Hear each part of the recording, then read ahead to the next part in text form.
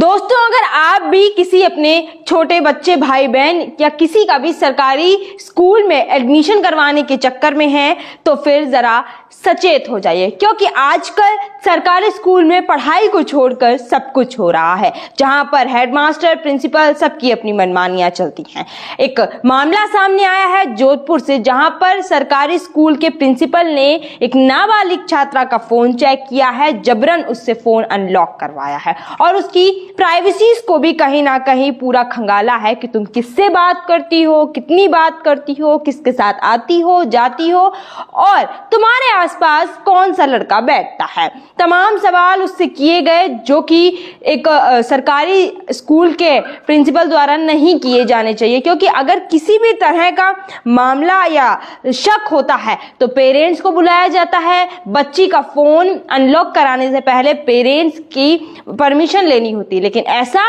Principal साहब ने नहीं किया और उड़ता तीर अपने हाथ में लिया और उन्हें भारी पड़ गया, क्योंकि जैसे ही ये मामला तूल पकड़ा वैसे ही प्रिंसिपल की शिकायत है वो उच्च स्तर पर की गई, जिसके बाद अब प्रिंसिपल को सस्पेंड कर दिया गया है। लेकिन आप सोचिए कि आजकल का जमाना कहां से कहां पहुंच गया है,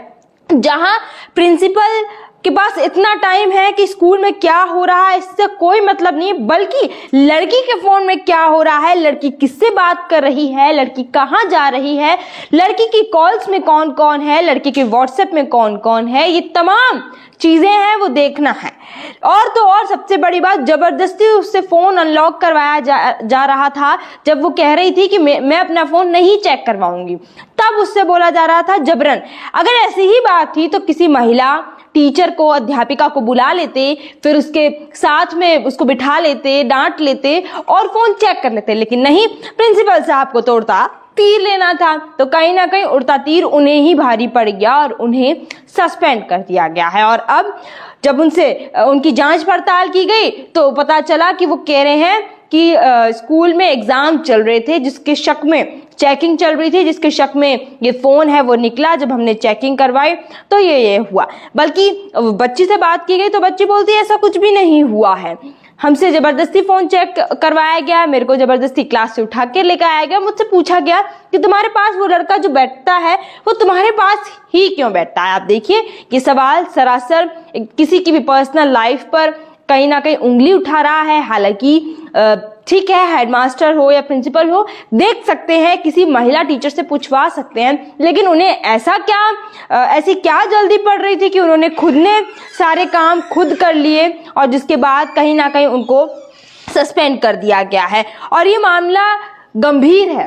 क्योंकि आप देख रहे होंगे सरकारी स्कूल में क्या हालात चल रहे हैं। पढ़ाई के नाम पर 0 सन्नाटा, कहीं टीचर्स को कुछ नहीं आता, कहीं बच्चों का भविष्य खराब हो रहा है, तो कहीं बच्चों के साथ खिलवाड़ होते हैं और स्कूल की भवन की जो जर्जर हालत में जो छतें होती हैं वो गिर जाती हैं और बाद में क्या होता है, बच्चे मर जाते हैं, कई बच्चों की जान चली जाती है। पढ़ाने के नाम पे आपके पास कुछ नहीं है, स्मार्ट बोर्ड्स नहीं है, खाने में मिड डे मील नहीं का खाना नहीं मिल रहा है, जो भी ड्रेसेस आती हैं बच्चों की वो आप नियम तौर से नहीं दे पा रहे हो, तमाम चीजों में घोटाले कर रहे हो आप। फिर आपके पास इतना दिमाग कैसे आ सकता है कि आप किसी बच्चे की पर्सनल लाइफ को भी कहीं ना कहीं